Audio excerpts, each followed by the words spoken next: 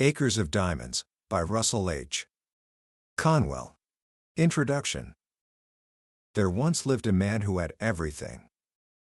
His name was Ali Hafed, an ancient Persian farmer. He owned a vast farm with lush orchards, sprawling grain fields, and beautiful gardens.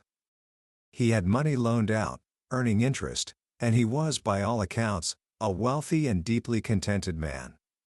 He was wealthy because he was content, and content because he was wealthy. One evening, a wise old priest visited him. Sitting by the fire, the priest told Ali Hafed the story of creation, how the world was formed from a ball of fire, and how in the cooling crust of the earth, precious gems were made. He spoke of diamonds, describing them as congealed drops of sunlight. He told the farmer that a single diamond the size of his thumb could buy the entire county, and a mine of diamonds could make him a kingmaker, able to place his children on thrones. That night, Ali Hafed went to bed a poor man. He hadn't lost a single thing. But he had lost his contentment.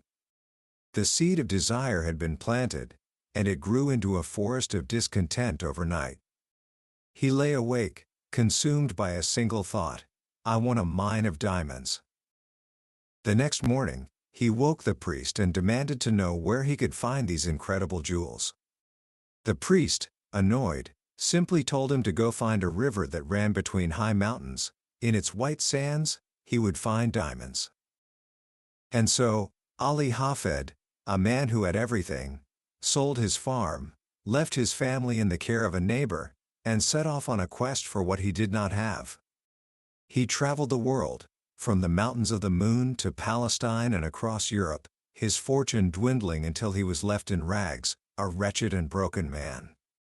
Finally, standing on the coast of Spain, with nothing left to live for, he threw himself into the sea and was lost forever. A tragic story, isn't it? But it's only half the story. And the second half holds a secret that is so simple, yet so profound, that it has the power to change your life. Today, we're diving into one of the most influential speeches ever delivered, a work called Acres of Diamonds by the legendary Russell H. Conwell. This isn't just a book, it's a phenomenon. Conwell delivered this lecture over 6,000 times in the late 19th and early 20th centuries, and with the money he earned, he founded a small night school for ambitious young people. That school grew into the magnificent Temple University in Philadelphia. He didn't just preach the ideas in this book, he lived them. My promise to you is this: by the end of our time together, you'll have a new pair of eyes. You'll learn the secret to seeing the diamonds in your own backyard, the hidden opportunities for success, wealth, and impact that most people walk past every single day. The story of Ali Hafed isn't just about a man who lived long ago. It's about every single one of us. So let's find out what happened to his farm, and in doing so, discover where our own treasures are buried. Book summary. The story of Ali Hafed doesn't end with his tragic death. It's what happens next that holds the key. The man who bought Ali Hafed's farm was leading his camel to a stream in the garden one day to give it a drink.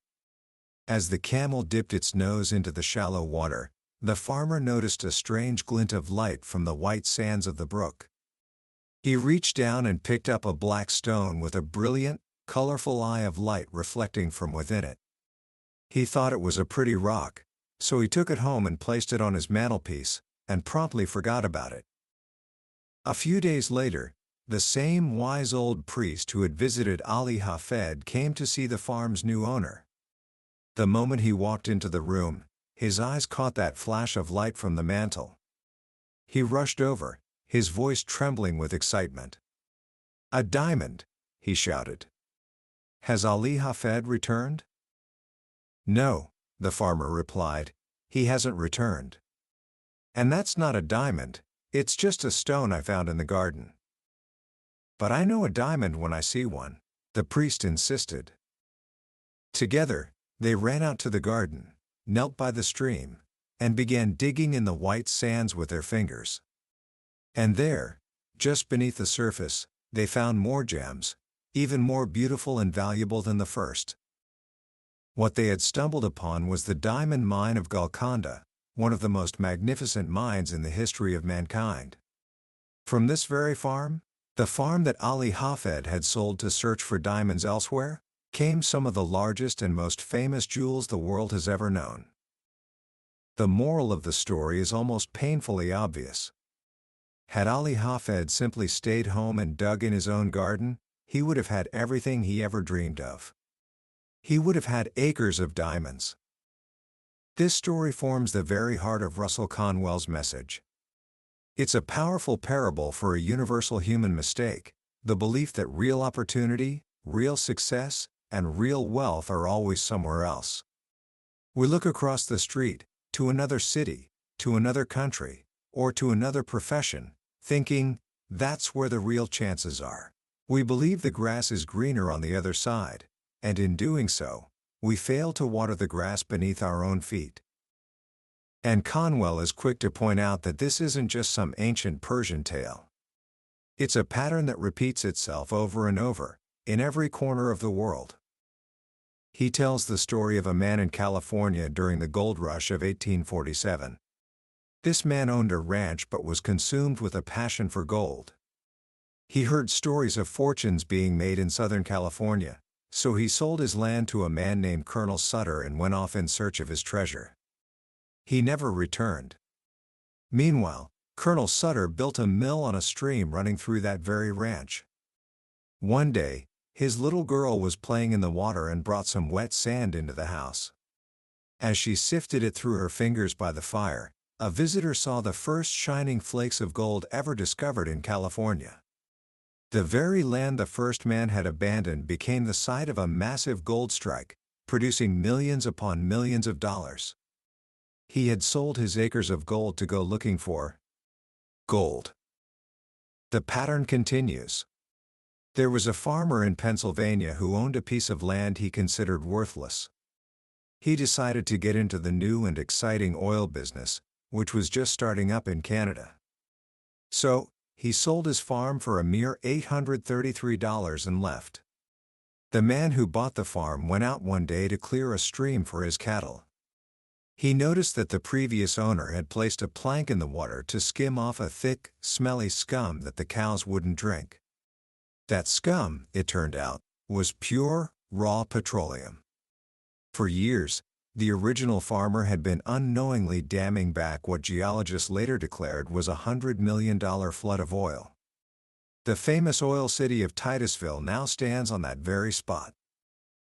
Perhaps the most ironic story of all is that of a young man from Massachusetts.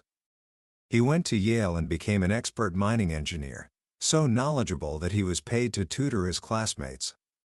After graduating, he was offered a professorship at the university for $45 a week. But he scoffed at the idea. A man with a brain like mine, working for $45 a week? He said to his mother.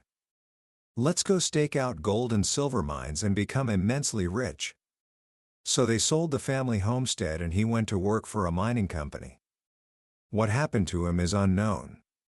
But the man who bought his old farm was digging potatoes one day. As he tried to drag a basket through a narrow gap in a stone wall fence, he noticed something odd about one of the stones. It was a block of native silver, 8 inches square, worth a fortune. The mining expert, the man who knew everything about minerals, had sat on that very stone to make the deal to sell his home. He was so busy looking for treasure in some faraway place that he couldn't see the $100,000 literally under his own backside. So, the first and most powerful lesson from Acres of Diamonds is to stop looking elsewhere. The opportunity you seek is right where you are. But that immediately raises the question, if the diamonds are here, how do we find them? How do we learn to see what's right in front of us? This is where Conwell's philosophy moves from diagnosis to prescription. The secret, he says, is incredibly simple. Find a human need and fill it. Wealth and success are not mysterious forces. They are the natural result of providing value to other people. The world pays you for what you give it. If you're not making the money you want, it's because you are not serving the needs of others in a significant enough way. He laughs at the young man who says, "I can't start a business because I have no capital." Conwell believed that having no capital was often an advantage. It forces you to be creative, resourceful, and, most importantly, attentive. The man with no money has to rely on common sense, and common sense is worth more than a vault full of copper cents. The perfect example is the story of A.T. Stewart, who became one of New York's greatest merchants. He started with just $1.50 in his pocket. On his very first business venture, he lost 87.5 cents. And Conwell says, how fortunate for him that he lost. That failure taught him the most important lesson of his life. He lost the money because he bought some buttons and thread that he thought people would want. After that, he changed his strategy completely. Before he invested his remaining 62.5 cents, he went door to door and asked people what they actually needed. Once he found out what they wanted, he went and bought it for them. That simple shift in perspective, from guessing to asking, from pushing a product to fulfilling a known demand, was the foundation of his $40 million fortune. You must first know the demand. You must first know what people need. Then you invest yourself, your time, and your energy where you are most needed. Another master of this principle was John Jacob Astor. He once held a mortgage on a small millinery shop, a hat store, that was failing. They couldn't sell enough bonnets to pay him his interest. So, he took over the store. But he didn't fire the owners, and he didn't give them any new capital. Instead, he did something peculiar. He went out and sat on a park bench. What was he doing? He was watching the ladies walk by. He was doing his market research. If he saw a woman walk by with confidence, her head held high, looking proud and stylish, he would study her bonnet. He'd memorize the shape of the frame, the color of the ribbons, the way the feathers were arranged. Then he would go back to the shop and say, "Make a bonnet that looks exactly like this, and put it in the window. I've already seen a woman who likes it." He didn't fill the window with 100 hats he hoped someone would buy.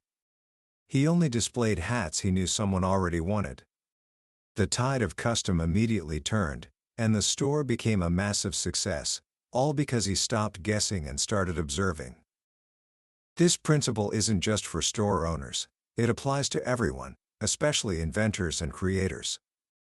Conwell tells a wonderful story about a poor man in Hingham, Massachusetts, who was out of work.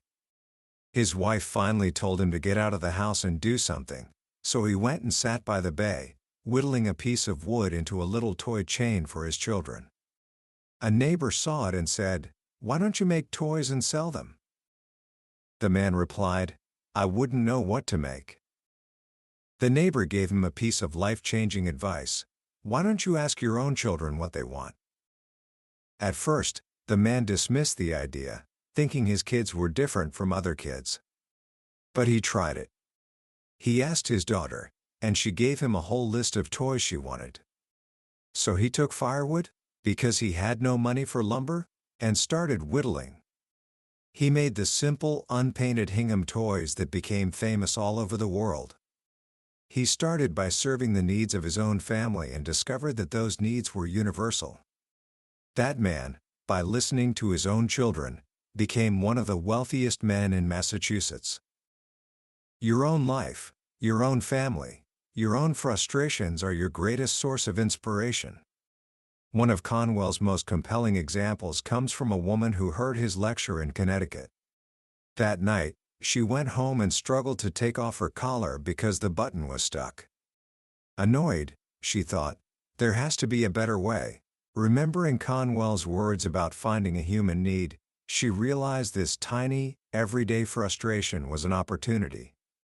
She went on to invent the snap button, the kind we all use on our jackets and clothes today. That simple invention, born from a personal annoyance, made her a millionaire. Her fortune wasn't in some faraway land. It was right under her chin. This brings us to one of Conwell's most passionate and, at the time, controversial points: the morality of wealth. He noticed that many good, pious people had been taught that wanting money was greedy or unholy. He saw men stand up in church and thank God they were poor. And Conwell thundered back at this idea with all his might. He argued that you ought to get rich, and that it is your duty to get rich. Why? Because money is power. It's a tool. In the hands of a good person, it is a tremendous force for good. Money prints Bibles, builds churches, sends missionaries, and funds hospitals. To make money honestly, he said, is to preach the gospel. He believed that 98 out of 100 rich men in America were honest. That's why they were rich? Because people trusted them. He pointed out the common misquoting of the Bible. The scripture does not say that money is the root of all evil. It says the love of money is the root of all evil. The difference is monumental. It is the idolatry of money, the miserly hoarding of it, the worship of the dollar itself, that is the evil. But to earn it honestly by serving others and to use it generously to lift up humanity is a noble and godly pursuit. This redefinition of success extends beyond just money. Conwell was deeply concerned with our ideas of greatness. He saw two common traps for ambitious young people. The first trap is believing that greatness comes from holding a political office. The young man who thinks, "I will be great when I am elected to something," has it all backward. In a government of the people, by the people, and for the people, the office holder is the servant, and the people are the masters. The servant cannot be greater than the master. True power, true influence, lies not in the title but in the ability to serve the community from where you stand. The second trap is the belief that greatness requires a grand stage, like a war. The young man who dreams of leading a charge on the battlefield, coming home a decorated hero, is missing the point. Conwell, himself a Civil War veteran, knew better. He tells a moving story from his own life. After the war, his hometown held a celebration to welcome the soldiers back. Conwell, who had been a captain, was the guest of honor. The town mayor, a man who had never given a speech in his life but thought his office made him an orator, stood up to speak. In his fumbling, nervous speech, he pointed to the young Captain Conwell and declared him a hero. He spoke of Conwell's shining sword, flashing in the sunlight, leading his men with the cry, "Come on!" Conwell cringed. He knew, as any soldier knows, that an officer's place in a battle is behind his men, not in front of them. But more importantly, he looked out at the faces of his soldiers sitting in the audience, the men who had carried him across rivers so he wouldn't get his feet wet, the men who had foraged for food for him, the men who had died under the trees in Tennessee. In the mayor's speech, they were barely mentioned. The hero was the one with the title, while the ones who did the real work were footnotes. He learned a lesson that day he never forgot. Greatness does not consist in holding an office or having a fancy title. Greatness consists in doing great deeds with little means, in accomplishing vast purposes from the private ranks of life. The person who can give his city better schools, better streets, more happiness, and more civilization, he is the one who is truly great. And so, the journey of Acres of Diamonds comes full circle. It begins with a man who leaves home to find his fortune and ends with the profound realization that our fortune, our purpose, and our greatness are to be found in the very place we started. You must begin where you are and what you are, right now. He who would be great anywhere, must first be great in his own Philadelphia, his own hometown, his own neighborhood.